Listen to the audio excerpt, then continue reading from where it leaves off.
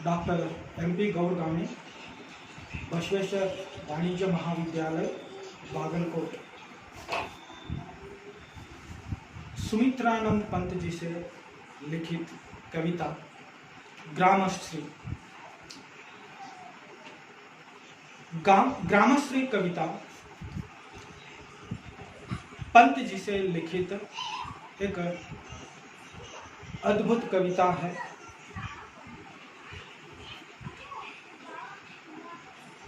पंत जी प्रकृति कवि हैं। प्रकृति के कोमल तथा भावपूर्ण चित्र इस कविता में अंकित किए हैं, किंतु प्रस्तुत कविता में कवि ने प्रकृति का भावात्मक रूप में वर्णन न करके यथार्थ परक चित्रण किया है। प्रकृतिवादी दृष्टिकोण अपनाकर कवि ने गांव की शोभा का वास्तविक चित्रण किया है। इस कविता में प्रकृति की अद्भुत चित्रण हम देख सकते हैं। उससे पहले हम कवि सुमित्रानंद पंत जी के बारे में थोड़े बहुत जानकारी लेंगे, फिर बाद में कविता का भावार्थ तथा उसका विवरण हम देखेंगे। सुमित्रानंद पंत असली नाम गोसाई दत्त है। इनका जन्म 1900 ईस्वी में अल्मोड़ा, उत्तर प्रदेश के अल्मोड़ा जिले के कौसानी गांव में इनका जन्म हुआ। इनके पिताजी का नाम है गंगादत्त पंत। वे 1921 के असहयोग आंदोलन के कारण उन्होंने पढ़ाई छोड़ दी और घर पर ही संस्कृत, बंगला, अंग्रेजी जैसे आदि भाषाओं का गंभीर अध्ययन किया। पर्वतीय प्रदेश में रहने के कारण, प्रकृति में रहने के कारण पंत जी बचपन से ही प्रकृति के उपासक रहे हैं। प्रकृति के प्रति अतिशय अनुराग ने ही इन्हें प्रकृति का सुकुमार कवि बनाया है। इनसे रचित बहुत सारे रचनाएं हैं, लेकिन यहाँ पे मैं कुछ आपके सामने रखना चाहता हूँ। इनके काव्य रचना है पल्लव, वीणा, ग्रंथि, युगांत, ग्राम्या, स्वर्ण किरण, स्वर्णधूलि, उत्तरा, युगपथ, शादी के फूल, कला और चांद, स्वर्ण जैसे आदि काव्य रचनाएं हैं। लोकायतन इनका महाकाव्य है। पल्लविनी तथा आधुनिक कवि में इनके चुनी हुई रचनाओं का संग्रह है। कला और बूढ़ा चांद पर आपको साहित्य अकादमी पुरस्कार, लोकायतन पर सोवियत भूमि का नेहरू पुरस्कार तथा चिदम्बरा पर भारतीय ज्ञानपीठ का 1,00,000 रुपए का पुरस्कार मिला है। भारत सरकार ने इन्हें पद्म भूषण से भी अलंकृत किया है।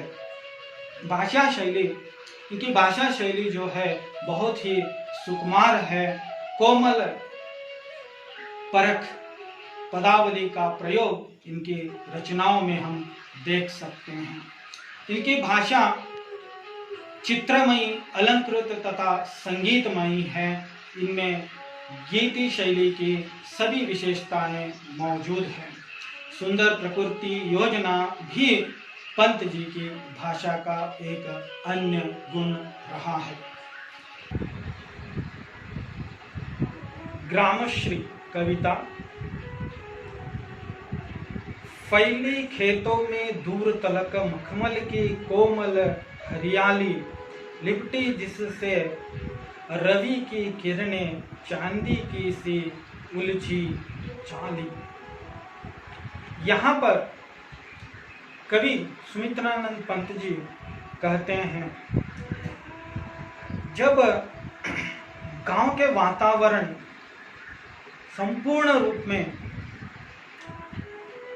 प्रकृति अपनी माया बिछा दी हो, तो वहाँ के वातावरण पूरी तरह एक विस्मित सा हो जाता है। फैली खेतों में दूर तलक मखमल की कोमल हरियाली, जो हरियाली जो है गांव में बहुत बढ़िया दिखाई देती है। अपने ही ढंग के एक तरह से वातावरण हरियाली निर्मित की रहती है। हर प्रकार के वहाँ पे खेती बाड़ी जो है वो बहुत ही अद्भुत नज़ारा वहाँ पे स्थापित किया रहता है। तो एक तरह से हरियाली जो है वो एक मखमल के, कोमल मखमल के जो कपड़ा जो है उस तरह के दिखाई देता है। सारे खेतों में, पूरे खेतों में इस तरह का वातावरण, हरियाली से भरा हुआ वातावरण दिखाई देता है। वह नज़ारा जो है देखने वालों के लिए बहुत ही अद्भुत नज़ारा रहता है। लिपटी जिससे रवि की किरणें चांदी की सी उलझी जाली।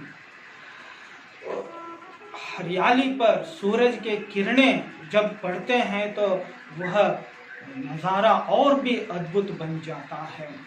लिपटी जिससे रवि की किरणें, जिस हरियाली के साथ रवि के किरणें जो है लिपट जाते हैं तो उजली हुई एक हरियाली आंखों के सामने दिखाई देता है। तो वो बहुत ही अद्भुत नज़ारा, गांव का नज़ारा होता है। जब यह नज़ारा गांव में रहने वालों को रोज़ देखने को मिलता रहता है, लेकिन शहर में रहने वालों को तो इसका अद्भुत नज़ारे का लुत्फ़ उठाने का संदर्भ नहीं आता। तो इसलिए कवि इस ग्रामश्री कविता के माध्यम से सारे शहर वासियों को यह संदेश देना चाहते हैं कि जहाँ के गांव के वह अद्भुत नज़ारा, वह हरियाली, वह फूल, वह सुगंध, फूलों के सौरभ, ये सब देखिए तो वो एक अदम्य नज़ारा वहाँ पे दिखाई देता है। अब नेक्स्ट जो है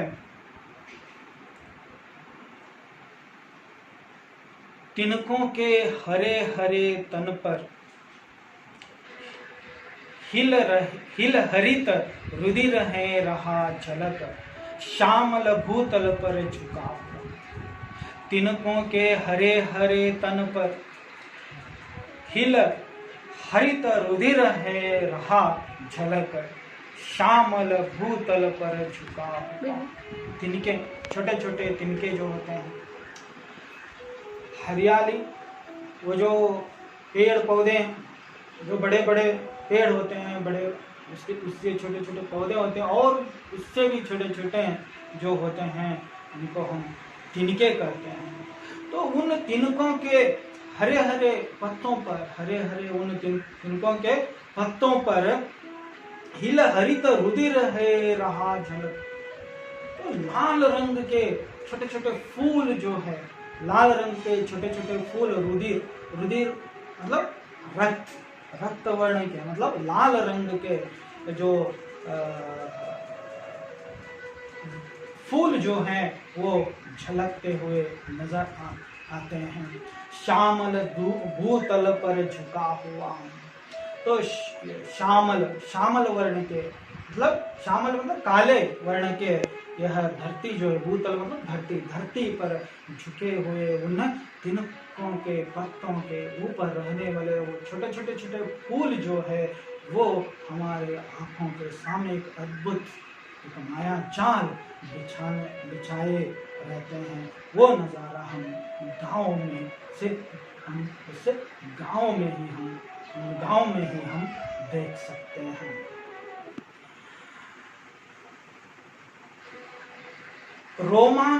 रोमांचित सी लगती वसुधा, आई जो गेहूं में बाली, हर हर सनई की सोने की किंकिणियां है शोभाशाली। रोमांचित सी लगती वसुधा, आए जो गेहूं में वाले। अब जब खेतों में उगे हुए गेहूं के जो पौधों को देखते हैं, उगे हुए पौधे जब दिखाई देते हैं, उन पौधों के उस खेत को हम जब देखते हैं, तो उस खेत में जब कटाई के लिए आए हुए जो गेहूं के जो पौधे जो होते हैं, उसके ऊपर जो बाली निकल आई रहती है, तो वो देखने को बहुत ही सुंदर लगते हैं। और सिर्फ गेहूं के ही पौधे नहीं, अरहर, सनई की जो पौधे जो होते हैं, वो जैसे किंकिणियाँ जैसे सुशोभित लगते हैं उनके ऊपर, उन बालियों के ऊपर, उन गेहूं के बालियों के ऊपर, या अरहर के पौधों के ऊपर, या सनई के पौधों के ऊपर सोने के रंग के जो फूल होते हैं, वो फूल वहाँ पे दिखाई देते हैं। हर तरफ उन हरियाली से युक्त उन पौधों के ऊपर सोने के रंग के वो जो फूल वहाँ पे दिखाई देते हैं, तो वहाँ पे गांव का वातावरण जो है और भी मादकता हो जाती है। और इधर उड़ती भीनी तैलाक्य गंध, खुली सरसों पीली पीली, लो हरित धरा से झांक रही, नीलम की कली तीसी नीली। उड़ती भीनी तैलाक्य गंध, तो वहाँ पे जो बहने वाली हवा बहुत ही निर्मल हवा कह सकते हैं। शहरों की जो हवा जो होती है, वो कलुषित हवा होती है। यहाँ पे अनेक प्रकार के वाहनों से या फिर अनेक प्रकार के औद्योगिकरण से युक्त जो भी मशीनें हैं, तो उन मशीनों के वजह से तो यहाँ पे बहुत हवा में कलुषित वातावरण उत्पन्न हुआ रहता है। तो गांव में वैसे नहीं है। तो एक उड़ती भीनी तैलाक्य गंध, तैलाक्य मतलब सुगंध से भरे हुए हवा, सुगंध से भरा हुआ हवा बहता रहता है। और फूली सरसों पीली पीली, सरसों के पौधों के फूल पीले पीले फूल जो होते हैं, तो उन फूलों के ऊपर से जब हवा गुजरता है, तो उस सुगंध को गांव के तरफ ले आता है और सबको उसका सुगंध वह हवा बांटता रहता है। तो बहुत ही अद्भुत वो सुगंध होता है। सिर्फ सरसों के पौधों के ही सुगंध नहीं, बल्कि अलग अलग अनेक प्रकार के रंग बिरंगे फूलों के भी सौगंध हवा बहकर गांव के तरफ ले आता है और सबको सुगंध बांटता रहता है। लो हरित धरा से झांक रही, नीलम की कली तीसी नीली। लो हरित धरा से झांक रही, तो नीचे हरे रंग के जो पौधे हैं, हरे वर्ण के जो पौधे हैं, तो वो धरती पर रहने वाले हरे रंग के जो पौधे हैं, उसमें खिले हुए नीलम के फूल, वो भी एक अद्भुत नजारा स्थापित करते हैं। खिले हुए फूल या कलियों से खिलने वाले फूल, वो सब बहुत ही अद्भुत नजारा आंखों के सामने दिखाई देते हैं। वो एक तरह से हम यहाँ पे देख सकते हैं किस तरह फूलों के सुगंध हवा बहकर ले जाती है। हम इस वीडियो के माध्यम से हम देख सकते हैं। देखिए फूलों के वो जो सुगंध जो है हवा बहकर किस तरह ले जाती है। अब यहाँ पर अगले पड़ाव पर जाएंगे। रंग रंग के फूलों में हिल मिल हंस रही सखियां मटर खड़ी, मखमली पेटियों से लटकी छिमियां छिपाए बीज लड़ी। रंग रंग के फूलों में रिल मिल, अनेक रंगों के, ये जो लाल रंग हो, सफेद रंग हो, या हरा रंग हो, नीला रंग हो, जो भी अलग अलग रंग के फूलों में रिल मिल हंस रही सखियां मटर खड़ी। तो उस तरह के फूलों से युक्त जो पौधे होते हैं, तो उनके बीच में रहने वाला मटर के पौधा, मटर का जो पौधा जो है वो भी वहाँ पे हम देख सकते हैं। उस मटर के पौधों में लगे हुए मटर के लड़ियाँ, मखमली पेटियों से लटकी छिमियाँ छिपाए बीज लड़ी। तो मखमल के उसका जो मटर के जो ऊपर कवर जो होता है, कवर जिसे कहते हैं, उसका ऊपरी भाग जो होता है, उसका त्वचा जो होता है, तो एक तरह से मखमल जैसे लगता है। तो मखमली पेट, जैसे मखमल से बनाए हुए पेटियों के अंदर वो लटकी हुई छिमिया छिमिया बीज, छिमिया मतलब बहुत ही कोमल, बहुत ही नरम नरम बीज, बीजों की लड़ियां वहाँ पे आप देख सकते हैं। तो मटर के जो बीज होते हैं वो वहाँ पे दिखाई देते हैं। तो वो भी एक अद्भुत नज़ारा। तो वहाँ पे जैसे लग रहे हैं वो मटर के जो लड़ियाँ जो हैं वो ऐसे पेड़ों में ऐसे लगते हैं जैसे कि एक दूसरे से एक सामाजिक अंतर बनाए रखे हों। देखिए एक दूसरे के लग कर नहीं रहते हों, एक दूसरे से थोड़ा थोड़ा दूर दूर रहकर दो सखियां एक दूसरे के पास खड़े होकर बात कर रही हों, ऐसे लगते हैं। तो यह एक संदेश भी है आज के इस वातावरण में, जो कोविड-19 के इस वातावरण में एक संदेश है। तो सामाजिक अंतर बनाए रखने की ये संदेश भी ये लड़ियां दे रहे हैं, ऐसे हम यहाँ पे देख सकते हैं। ये सब कुछ गांव में संभव है। अब नेक्स्ट हम देखेंगे, अगले पड़ाव पर हम जाएंगे। फिरती है रंग रंग की तितली, रंग रंग के फूलों पर सुंदर, फूले फिरते हो फूल स्वयं, उड़ उड़ रंगों से धुंतों पर। फिरती है रंग रंग की तितलियां, अलग अलग प्रकार के अलग अलग रंग के तितलियां गांव में दिखाई देते हैं। तो अनेक तरह के फूलों के ऊपर मंडराते हुए, अनेक प्रकार के रंग बिरंगे फूलों के ऊपर मंडराते हुए उन तितलियों को हम देख सकते हैं। तो अलग अलग रंग के ऊपर अलग अलग रंग के तितलियां, सुंदर तितलियां वहाँ पे मंडराते हुए हम देख सकते हैं। फूले फिरते हों फूल स्वयं, उड़ उड़ रुंतों से रुंतों पर। मतलब यहाँ पे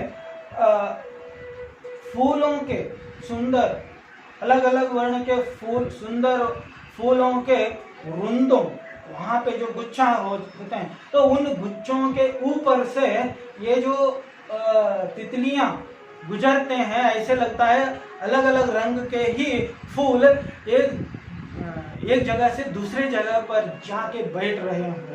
तितलियां एक तरह से फूल की तरह, अलग अलग रंग के फूलों की तरह ही दिखाई देते हैं। ऐसे लगते हैं जैसे फूल ही इस जगह से उस जगह पर, उस जगह से उस दूसरे जगह पर जाके बैठ रहे हैं। अब अगले पड़ाव पर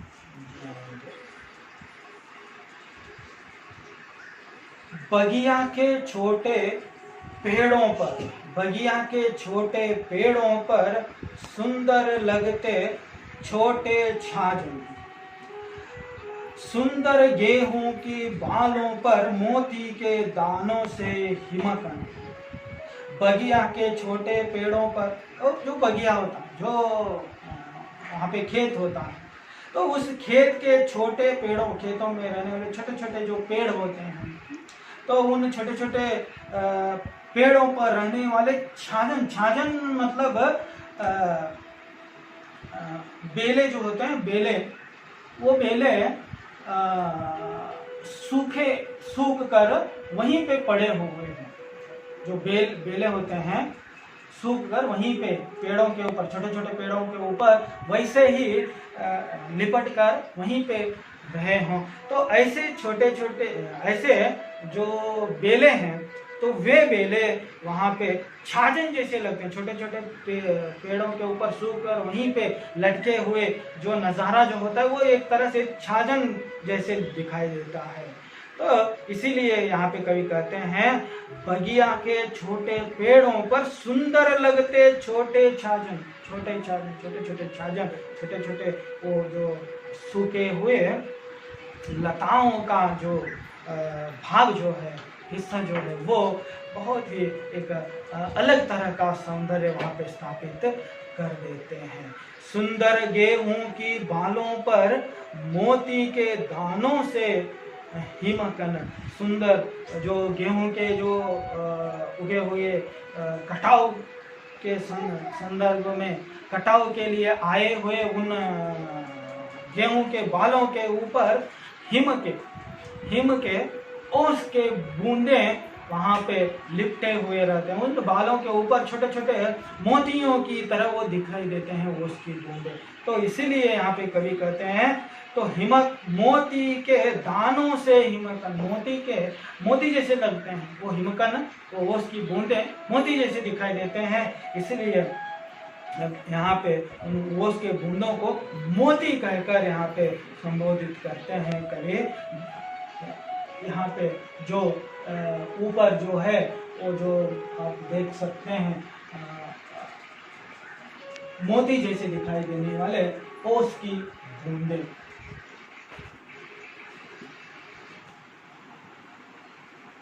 चलो। प्रातः ओझल हो जाता जग, धूपर आता ज्यों उतर गगन, सुंदर लगते फिर कोहरे से, उड़ते से खेत बाग गृह वन। प्रातः ओझल हो जाता जग, जब सुबह हो जाता है, सूरज की किरणें जब धरती पर आने लगते हैं, सूरज धीरे धीरे ऊपर उड़ने लगते हैं, तो प्रातः काल हो जाता है। प्रातः काल हो जाता है तो जग के लिए एक नया सवेरा, जग के सामने एक नया सवेरा आ जाता है। ऊपर आता ज्यों उतर गगन, धरती पर ऐसे लगता है गगन ही, आकाश ही धरती पर उतर आ रहा हो। सुंदर लगते फिर कोहरे से, उड़ते से खेत बाग गृह वन। तो ये ऐसे लगता है जैसे जैसे सूरज आगे बढ़ने लगता है, तो फिर बादल भी मंडराने लगते हैं।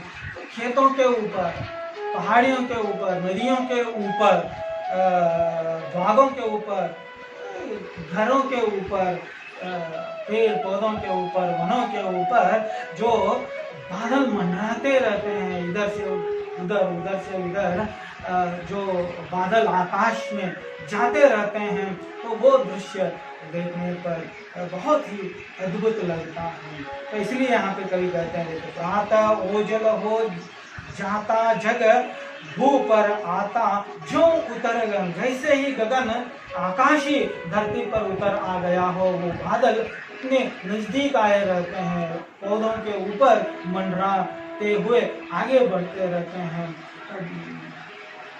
पेड़ों के ऊपर, नदी के ऊपर से, या फिर पहाड़ियों के नीचे से, मतलब बहुत ही नीचे, पहाड़ी के ऊपर बहुत ही नीचे आ गए हों। जैसे लगता है कि बादल नीचे, पहाड़ ही उसके ऊपर है, ऐसे एक एक बार नज़ारा दिखाई देता रहता है। तो वो नज़ारा, वो अद्भुत दृश्य गाँव में सामान्य तौर पर दिखाई देता है, तो वो शहर वालों के लिए नसीब नहीं है।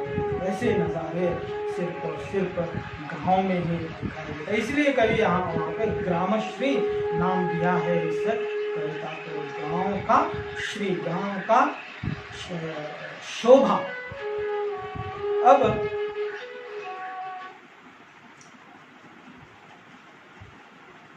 हसमुख हरियाली, हसमुख हरियाली हिम आतप सुख से अलसाए से सोए, भीगी अंधियाली में निसी की तारक सपनों में से खोए। हसमुख हरियाली हिम आतप सुख से अलसाए से सोए, भीगी अंधियाली में निसी की तारक सपनों में से खोए। हसमुख हरियाली हिम आतप, हरियाली जो है रात जब सुबह होता है तो हरियाली रात भर हिम से, बर्फ से ढका हुआ रहता है। अब जब सूरज की किरणें उस हरियाली पर पड़ने लगते हैं तो धीरे धीरे वो जो बर्फ जो है, वो जो हिम जो है, वो नीचे उतरने लगता है, मतलब हरियाली पर से दूर होने लगता है। तो फिर वो जो हरियाली जो है फिर से हंस रहे हो, खिल उठे हो, ऐसे लगता है। सुख से अलसाए सोए, सुख से अलसाए सोए। तो जैसे हम सुबह नींद से जब उठ जाते हैं तो किस तरह अलसाते हुए एक सुख का एक अनुभव करते हैं, तो उसी तरह वो बर्फ के या हिम के जो ढकाऊ है, मतलब ढके हुए जो हिम, हरियाली को ढका हुआ जो हिम जो है वो सूरज के किरणों से दूर हो जाता है, तब हरियाली एक तरह से सुख का महसूस कर रहे हो, ऐसे लगता है।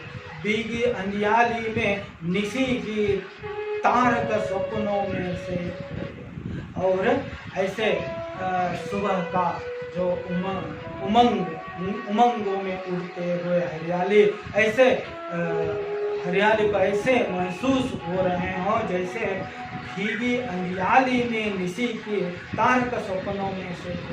तो तारक सपनों में से रात में खोए हुए वो हरियाली अब हंसते हुए, खिलखिलाते हुए सुबह सुबह उठकर सुबह का वातावरण में अपना अस्तित्व बिखेर रहे हैं, ऐसे लगता है वो नजारा।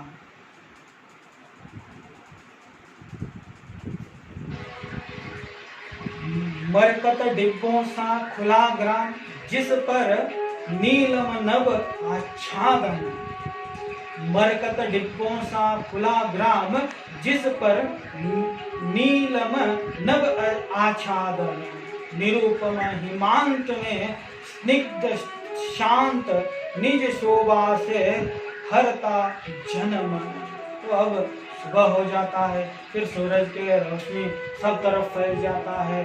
सूरज के रोशनी के किरणें पहाड़ों के ऊपर, हिमालय के ऊपर, घरों के ऊपर, पेड़ों के ऊपर, नदी नालों के ऊपर, तो हरे भरे पेड़ों के ऊपर, पौधों के ऊपर, सब तरफ जब फैल जाता है, तो ऐसे संदर्भ में सुबह का वातावरण में एक तरह से मरकत डिब्बों सा खुला ग्राम, मरकत लकड़ी के डिब्बों में सबको डाल के रखे गए हों, अब खोल दिए गए हों, ऐसे लगता है गाँव। तो सारे गांव के लोग अपने अपने काम करने के लिए निकल पड़ते हैं। सारे पक्षी चिलमिलाते हुए इधर उधर वो भी अपने अपने कामों के लिए बाहर निकल पड़ते हैं। तो इस तरह का जो वातावरण गांव में दिखाई देते हैं। तो देखिए मरकत डिब्बों सा खुला, मरकत लकड़ी के डिब्बों से खोलकर उसमें से बाहर निकाल दिए गए हैं सभी गांव वालों को, ऐसे लगता है। तो सप्त जिस पर नीलम नभ आच्छादन, तो जो नीले आकाश के नीचे इन सब को डिब्बों से निकालकर बाहर कर दिए गए हैं सारे गांव वालों को, सारे गांव वासियों को, सारे गांव में रहने वाले सारे प्राणियों को ऐसे लगता है जैसे उनको एक नया स्वतंत्र मिल गया, नया सवेरा, उनको एक नए उमंग उनमें भर दिया हो। निरूपम हिमांत में स्निग्ध शांत निज शोभा से हरता जन मन।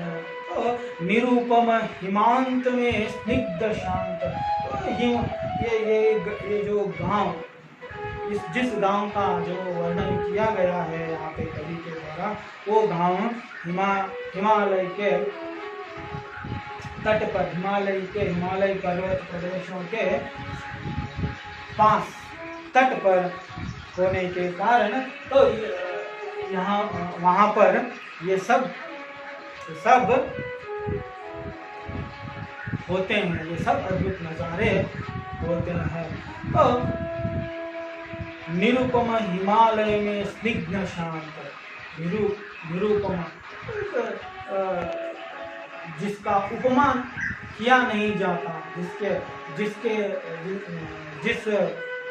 पर्वत के साथ कोई मेल नहीं होता, तो वैसे निरूपम जिसका उपमा ही हो नहीं था, तो ऐसे पर्वत श्रेणियों में स्निग्ध शांत छा जाता है, निज शोभा से हर का जन्म। तो वो शांति और हिमालय पर्वत श्रेणियों से जो है स्निग्ध शांति जो है वो जन मन का सुशोभित कर देता है। तो वो वातावरण गांव में दिखाई देता है। अब यहीं पे ये कविता समाप्त हो जाती है। आप सबको धन्यवाद।